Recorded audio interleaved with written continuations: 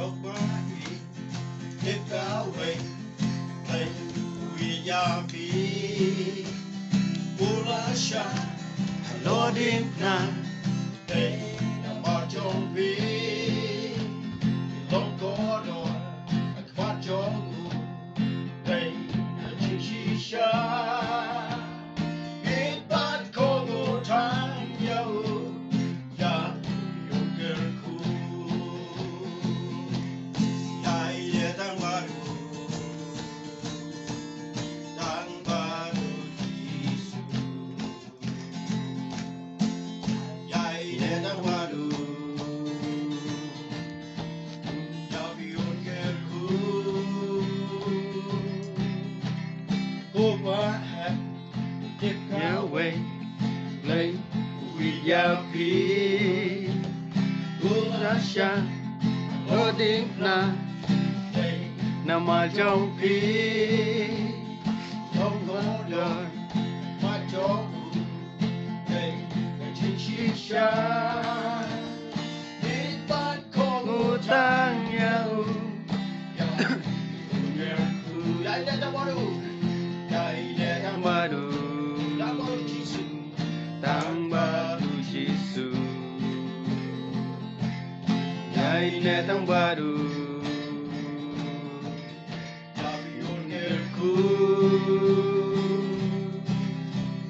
Koropes Dikawe Blay Uyapi Ulasha Alodina Bay Nama Jompi Longkodor Majongu Blay Najishisha Tuhan Kogo Tanya Unyaku Ya Tang Baru Baru Jisu Ya Ya Piku Omewan Ketikawe Blay Uyapi Ulasha Alodina Day Nama Jompi Longkodo Akmat Jonggu Day Najishisha Ibat Kogu Tanya Yapi Unyaku Ya Tang Baru Baru Jisu